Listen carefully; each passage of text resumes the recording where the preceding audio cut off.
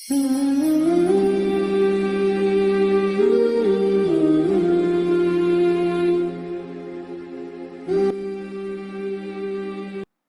এরপরে যা ছিল গড় করাটা একটু দেখে আসি। গড়, তো ধরেন আমরা গড় করার জন্য ছোট করে একটা শীট তৈরি করি।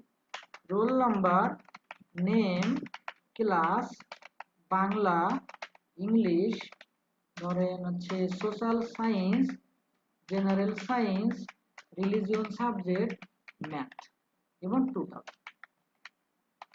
ওকে, তো দেখেন রোলের ঘরে হয়তো 1 আর 2 লিখে আমরা যদি এই দুটাকে টান দিই তাহলে তো বেশি দূর গেলে বেশি লিখতে পারবো। আমরা বেশি লিখছি না, আপাতত টাইম বাঁচানোর জন্য আমরা এ লিখলাম, বি লিখলাম, সি লিখলাম, ডি লিখলাম। কারণ এ আর বি লিখে টান দিলে কিন্তু এবিসিডি হয়ে আসবে না, এটা মনে রাখেন। তো এটাকে আমার আলাদাভাবে করতে হচ্ছে এরকম। মনে করেন সবাই ক্লাস 5-এ পড়ে, সো একটা 5 লিখে আমরা টান দিলে সবগুলো 5 হয়ে যাবে। ধরেন একজন বাংলায় পেয়েছে 87, ইংরেজিতে এরকম একটা কিছু আমি ডেমো টাইপের কিছু লেখা দিয়ে দিচ্ছি, ঠিক আছে। আচ্ছা, তো এরকম আমরা এখানে আসি।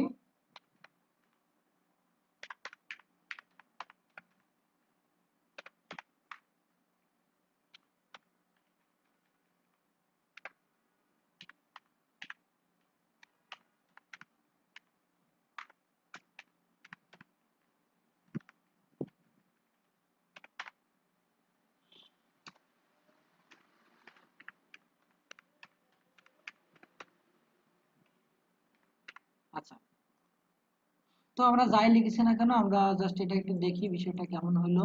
হ্যাঁ, ওকে, একই লেখা দুইবার থাকলে আমরা পরে সমস্যা পড়বো, জন্য কেটে দিলাম। তো টোটাল আমরা কিভাবে বের করবো, আমাদের নিশ্চয়ই আজকে ক্লাস থেকে মনে আছে। তা হচ্ছে আমরা কিন্তু টোটাল বের করার জন্য সেলগুলোর সাথে যোগ যোগ যোগ করেছিলাম, ঠিক আছে। এই সেল যোগ পরের সেল যোগ আর তারপরের সেল যোগ তারপরের সেল, এরকম করে যখন শেষ হয়ে যায় তখন ইন্টার চাপলেই সবগুলো যোগ কিন্তু আমরা বের করতে পারি, রাইট। সো আমরা টোটালের ঘরে সমান সমান তো দেবই, সমান সমান চিহ্ন দিলাম। এবং এই বাংলার থেকে শুরু হয়েছে এখানে ই পাস, সমান সমান ই পাসের ঘরে ক্লিক করলাম, চলে আসলো প্লাস চিহ্ন, তারপরের ঘর প্লাস চিহ্ন, তারপরের ঘর প্লাস চিহ্ন, তারপরের ঘর প্লাস চিহ্ন, এইটা এবং লাস্টে যেটা থাকে সেটা আমরা ধরে নিচ্ছি। এখন যদি একটা ইন্টার দেয় ইন্টার, তাহলে কিন্তু কি হয়েছে, তাহলে এই 87, 50, 98, 99, 75, 87 এইগুলো কিন্তু আসলে কি হয়েছে জানেন, সরাসরি যোগ হয়ে গেছে এবং এটাকে টেনে এরকম নিচে নামালে সবগুলো যোগ হয়ে গেল। কত মজা, তাই না? তো এখন আমরা এইখানে আরেকটু বিষয় দেখি, যেমন হচ্ছে এখানে আমি চাচ্ছি যে এভারেজ কত হলো। এভারেজ মানে হচ্ছে এই যে 494 নাম্বারটা, বাংলা ইংরেজি করে 1 2 3 4 5 6টা সাবজেক্টের নাম্বার যোগ করে 494 পেয়েছি। আবার এই নাম্বারগুলো সব একই ছিল না, কোনোটায় 50, কোনোটায় 99, কোনোটায় 75 এরকম ছিল। সো আমরা এই 494-কে ওই 6 দিয়ে ভাগ করলে এই অগোছালো নাম্বার বা অসমান নাম্বারগুলোর সমান সমান 6টা ভাগ পাওয়া যাবে। তাহলে অনেকগুলো নাম্বার যোগ করেছি, যে যোগটা পেয়েছি ওইটাকে সে অনেকগুলো নাম্বার মানে 1 2 3 4 5 6, সুতরাং এখন 6 দিয়ে ভাগ করলে একটা মান বা একটা নাম্বার আমরা বের করতে পারবো। যেমন সমান সমান মোটের ঘরকে ভাগ চিহ্ন দিয়ে 6 এন্টার দিলাম, 82 বের হলো। তার মানে এখন কিন্তু এই জিনিসের সমান সমান 6টা ভাগ বেরিয়েছে, মানে 82.3333 এরকম। এইটাকে যদি 6 দিয়ে গুণ করি আবার 494 হবে। এটা হচ্ছে গড়। এখন এই দুইটা জিনিসকে আমি একটু সূত্র আকারে দেখাবো। আমরা যখন পাশাপাশি অনেকগুলো সেল যোগ করব, ঠিক আছে, তখন কিন্তু ওই অনেকগুলো ঘর যোগ চিহ্ন যোগ চিহ্ন যোগ চিহ্ন দিতে আমাদের কষ্ট হবে। সুতরাং আমরা কি করতে পারি দেখবো সেটা কোথা থেকে শুরু আর কোথায় এসে শেষ।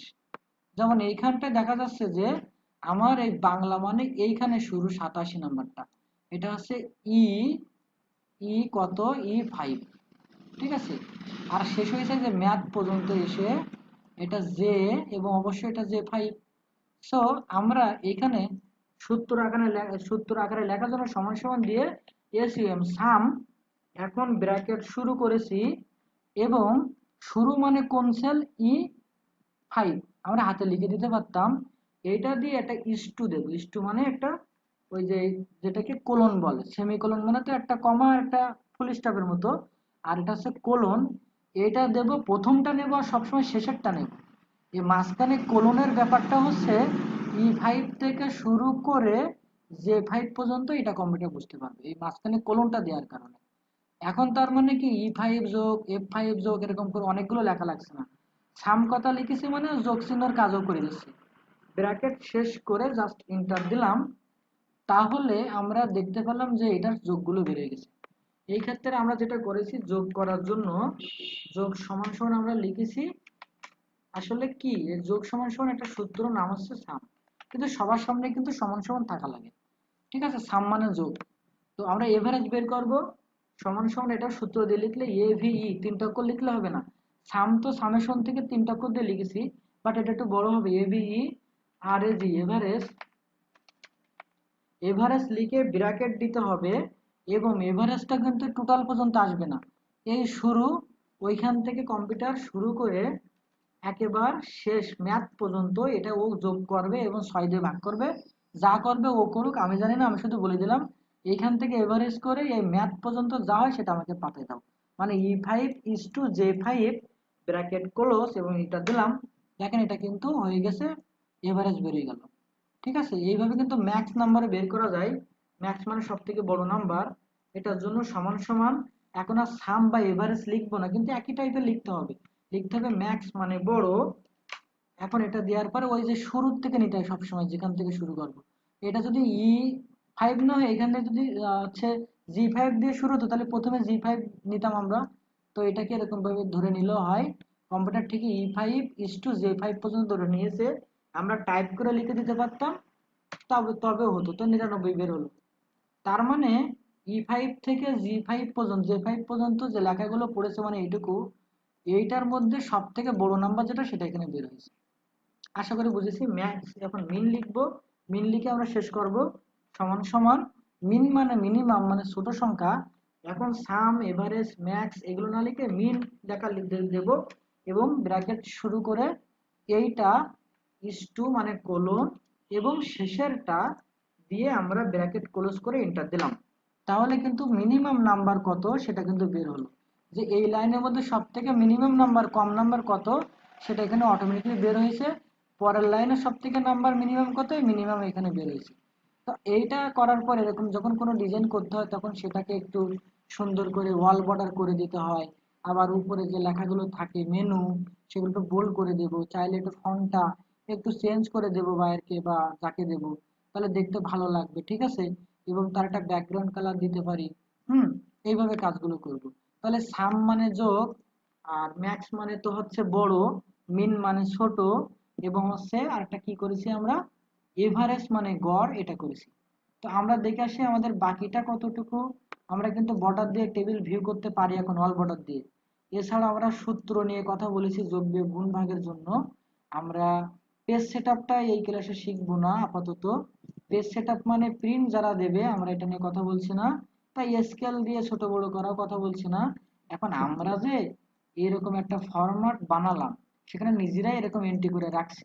ধরেন আমাকে যদি কেউ বলতো যে আমাকে একটা জাস্ট ব্ল্যাঙ্ক ফরম্যাট বানাই দাও, মানে এরকম একটা পেজ তৈরি করে দাও, টেবিল আর কি, রোল নেম, মনে করেন ফাদার, তারপরে অ্যাড্রেস, ঠিক আছে, অ্যাড্রেস, মোবাইল নাম্বার, এরকম বলেছে just।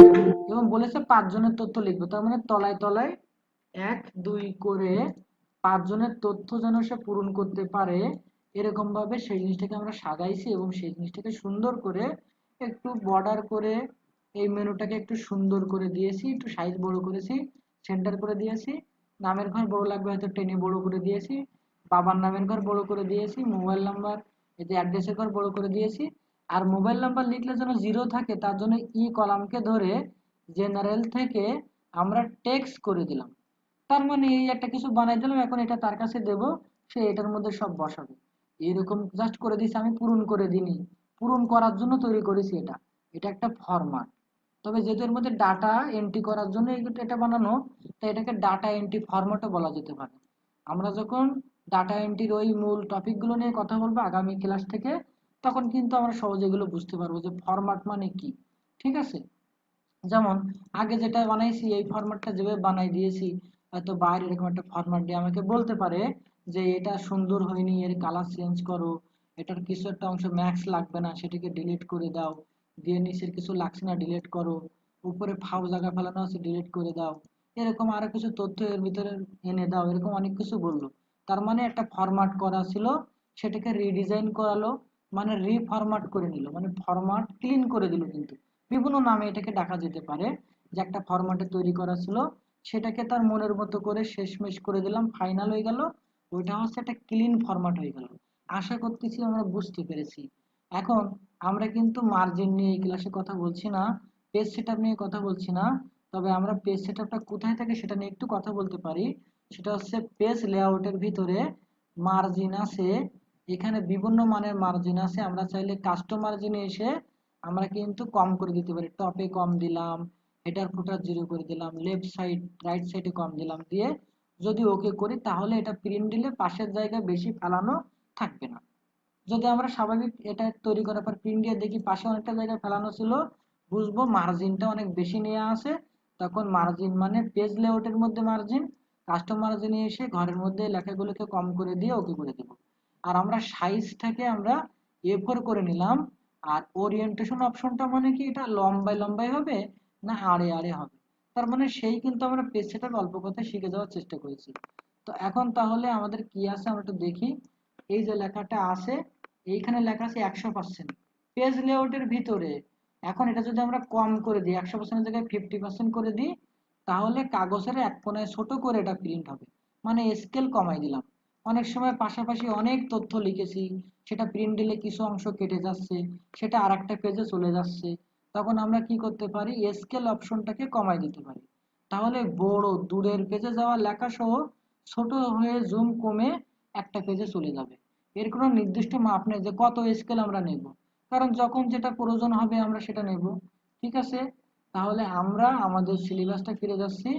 আমরা স্কেল নিয়ে একটু কথা বলে দিলাম। পেজ সেটআপ মানে পেজের সাইজ নেওয়া, আড়ে বা লম্বাই করা, মার্জিন কম বেশি করা, রো বা কলাম হাইট আনহাইট করা। আর একদম শেষে আছে দেখেন, এটা কিন্তু আমাদের শেষ। শুধুমাত্র টেবিল তৈরি করা মানে কি, লেখাগুলো লেখার পরে সবগুলোকে একসাথে ধরে আমরা যদি কি করি, আমরা যদি ওই অল বর্ডার করে দিই তাহলে ওটা টেবিলের মতো হয়ে যায়।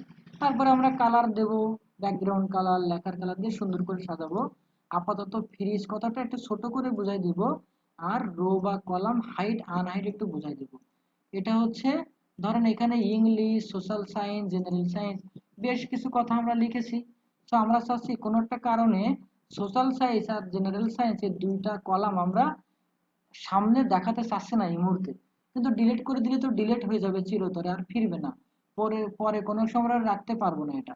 তো এই দুইটাকে আমরা হোম থেকে, ফরম্যাট অপশন থেকে হাইট আনহাইট নামের অপশনে এসে যেহেতু দুইটা কলাম ধরেছি, তাহলে কলাম হাইট নামে যে অপশনটা আছে হাইট কলামস, জাস্ট ক্লিক করব, করলে দেখব যে ওই দুটা কিন্তু এখানে নেই। দেখেন এফ এর পরে সরাসরি আইতে চলে গেছে, এফ জিটি বা ওইগুলা নাই কিন্তু। ঠিক আছে, এখন আমরা কোথায় রেখেছি হয়তো অনেক সময় মনে থাকে না যে কোনগুলো আমরা হাইড করেছি। আবার আমরা কোনোটা রো কে সিলেক্ট করব, রো মানে কিন্তু 1 2 3, যেরকম কলাম মানে ABCD। সো 1 2 3 কোনো একটা রোকে রাইট বাটনে ক্লিক করে আমরা উপরের থেকে না নিয়ে, উপরে ফরম্যাট অপশন থেকে না যেও, কলাম বা রোকে উভয়কে আমরা চাইলে মাউসের রাইট বাটনে ক্লিক করে হাইট কলাম বলে একটা অপশন আছে, হাইট আনহাইট। যেহেতু রোর পরে আসি মানে কি হাইট করলে রোটাই হাইট হবে।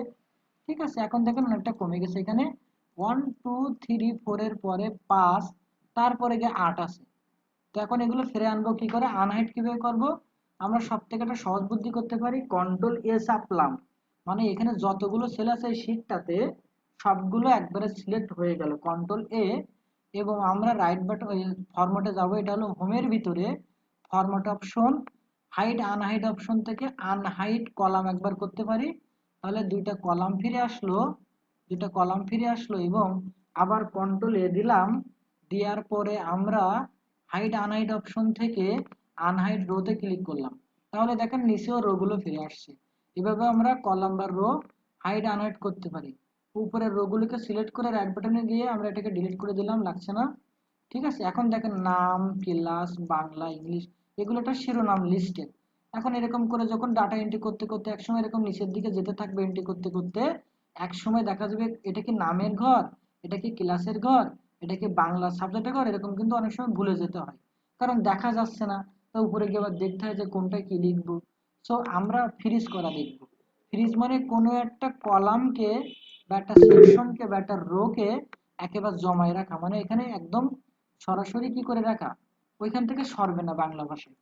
তো আমরা চাচ্ছি নিচে গেলেও মাউস নিচে গেলেও উপরের এই মেনুটা হারাবে না। ঠিক আছে, এক্সেল নিয়ে তো আর কথা বলবো না, একটু বড় হয়ে গেছে ক্লাসটা, আমি ক্ষমা প্রার্থী। এটা আপনাদের ভালো হবে। এটাকে আমি 3টা ভাগ করে আপলোড দিয়ে দেবো, আপনারা দেখে নেবেন, ইনশাল্লাহ ভীষণ কাজে আসবে, কারণ আমার অবশ্যই কষ্ট হচ্ছে। তো যাই হোক, লাইভ ক্লাস আবার এটাকে রেকর্ডিং করতেছি আপনাদের ভালোর জন্য। তো এখন কথা হচ্ছে আমরা যদি নিচে যাচ্ছি তাহলে হারাই যাচ্ছে, এটা যেন না হারায়। সেই ক্ষেত্রে ওয়ান রোতে ক্লিক রেখে আমরা ভিউ অপশনে গেলাম। প্রত্যেক ধরনের যে ধরনেরই আপনার ভার্সনের এক্সেল ওপেন করে এই অপশনটা পাবেন। ভিউতে এসে দেখেন ফ্রি স্প্যান নামে একটা অপশন পাবেন, ফ্রি স্প্যানস। এটার মধ্যে গেলে আমার freeze panes, freeze top row, freeze first column, বেশ কয়েকটা বিষয় আছে। যদি ফ্রি স্টপ রোতে ক্লিক করি তাহলে এই টপ রোটা ফ্রিজ হয়ে গেছে, মানে জমে গেছে। এখন আপনি লিখতে লিখতে যদি একসময় যদি নিচের দিকে যেতে থাকেন, এখন দেখেন 20, 21, 22 এসব রোতে চলে আসছেন, কিন্তু এইগুলো কিন্তু হারাইনি এখনো, এগুলো রয়ে গেছে। ঠিক আছে, এরকম করে চাইলে আমরা কি করতে পারি, ফ্রিজ তাকে আনফ্রিজ করে দিলাম।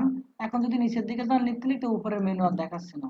ঠিক আছে, আমরা চাইলে এই প্রথমে যে কি বলে এই প্রথম যে কলামটা আছে এইটাকে আমরা ফ্রিজ করে রাখতে পারি।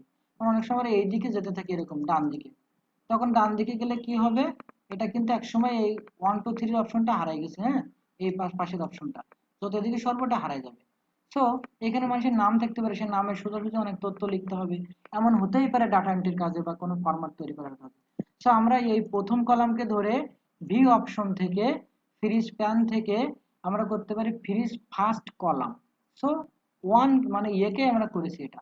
এখন যদি এটাকে সরিয়ে নিয়ে যায় লিখতে লিখতে, তাও কিন্তু ওই রোল নাম্বার মানে ইয়ে কলামটা ওটা কিন্তু সরতেছে না। ঠিক আছে, তো আমরা কি করেছি আজকে, আমরা টেবিল তৈরি তো করতেই পারি, ফ্রিজ অপশন নিয়ে কথা বলেছি, এবং এখানে রো কলাম হাইড আনহাইড করেছি, সূত্র নিয়েও কথা বলেছি, বর্ডার দিয়ে টেবিলের মতো বানাতে পারি, ইনসার্টের মধ্যে ছবি নিয়ে আসা, শেপ আনা, অর্ডার দেওয়া, একদম ইজি জিনিস। জাস্ট ইনসার্ট থেকে কোনো একটা স্টাইল দিয়ে যদি কোনো সেটি একটা লেখা দিতে হয়, ইনসার্ট থেকে অর্ডার থাকবে, সেখানে বিভিন্ন কালার স্টাইল থাকে, আপনি যেটার পর ক্লিক করবেন, এখন ইওর টেক্সট হিয়ার একটা অপশন আসবে, এইখানে আপনি যা লিখে দেবেন। যেমন লিখলাম SHWAPNO পূরণ IT, তার মানে এখন কিন্তু এরকম একটা সুন্দর লেখা লিখেছেন যেগুলো সুন্দর দেখতে। হ্যাঁ, এটা অনেক সময় আমাদের প্রয়োজন হতে পারে। এটা হচ্ছে অর্ডার, এটা আপনারা একটু পরে দেখে নেবেন, এটা একদম সহজ জিনিস, এটা নিয়ে বেশি কথা বলার দরকার হবে না আশা করি। এটাকে ধরে যদি সাইজ ছোট করে দেন তাহলে এটা ছোট হয়ে যাবে, এরকম সাইজে ছোট করলে। এই গেল অর্ডার। এখন পিকচার অনেক সময় আনা লাগে, যে একটা শীট তৈরি করতেছি, সেই কোম্পানির একটা লোগো এক কর্নারে দিতে হবে। সো ইনসার্টের ভিতরে পিকচার নামের একটা অপশন আছে, পিকচার ক্লিক করলাম। পিকচারে ক্লিক করলে আমার কি হবে, ক্লিক করলে আমাদের ব্রাউজ করার অপশন দেবে। ধরেন ডেস্কটপে গেলাম, ডেস্কটপে যদি আমাদের প্রয়োজনীয় কোনো ছবি থাকে লোগো জাতীয়, যেমন আমি একটু ঢুকে দেখি এটার মধ্যে কিছু আছে কিনা ব্যবহার করার মতো। আমি একটু নিচের দিকে আসি, কিছুই নেই মনে হয় আপাতত। এখানে আসলাম, এখান থেকে ধরেন যে আমার এখানে একটা ছবি আছে, ধরেন এটা আমার একটা লোগো, ইনসার্ট করলাম, করলে দেখেন এই ছবিটা কিন্তু এখানে চলে আসছে। ছবিটা রেজুলেশনে অনেক বড়, এজন্য অনেক বড় আসলো।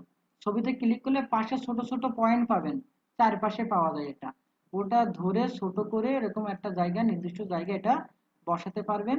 এটা ছিল ছবির অপশন। ঠিক আছে, তো আর একটা জিনিসই শুধু বাকি থাকবে, কেন, ইফটা, যেহেতু ভিডিওতে দেখাচ্ছি বারবার দেখে নেবেন, বোঝা যাবে। ইফ ধরেন আমরা একটা জায়গা থেকে কোনো একটা প্রোডাক্ট কিনেছি 220 টাকা, সেই প্রোডাক্টটা কোম্পানি মানে আমাদেরকে যে দিয়েছে আর কি, এটা আমরা মূল টাকা, মূল মূল টাকা 220, আমাদেরকে টার্গেট দিয়েছে, টার্গেটের ঘরে এটা।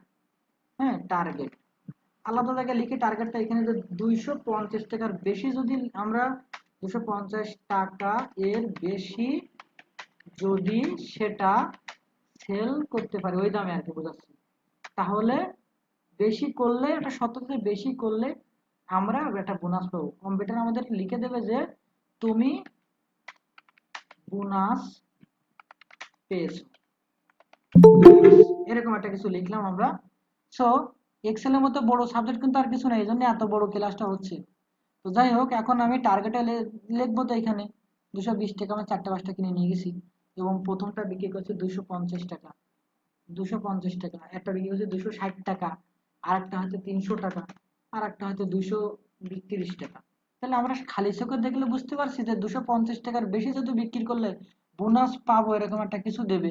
তো এই সূত্রটা আমরা এখন এখানে পাতাবো। তো এটাতে আমি কিন্তু বোনাস পাবো না, 230 টাকাতে তো বোনাস পাবো না, কিন্তু 260 টাকা 300 টাকা এই দুটাতে আমি বোনাস পাবো। সো আমরা ইফ দিয়ে একটা সূত্র বানাই। ইফ মানে সত্য, সমান সমান দিয়ে লিখলাম ইফ মানে যদি, একটা ব্র্যাকেট দেবেন, এই টার্গেটের ঘরে যা লিখেছি, যেহেতু এটা আমাদের সত্যের ঘর, টার্গেটের ঘরে যা লিখেছি সেটা সমান সমান যদি 250 টাকা হয়, অথবা আমরা সমান সমান না দিয়ে বলতে পারি বড় চিহ্ন, ঠিক আছে।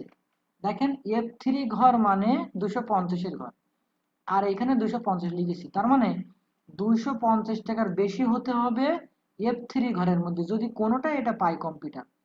তাহলে এটা কমা দিই, একটা কথা শেষ হয়ে গেছে। তাহলে কি করবে, কম্পিউটার লিখে দেবে যে আমি একটা বোনাস, আপনি একটা বোনাস পেয়েছেন, ঠিক আছে। তাহলে কি হলো যে এই ঘরে মানে F3 ঘরে যা আছে তা যদি 250 থেকে, এই যে বড় চিহ্ন হা করা মুখ দিয়েছি, বেশি হয়, তাহলে কম্পিউটার বলবে আপনি বোনাস পেয়েছেন, ঠিক আছে।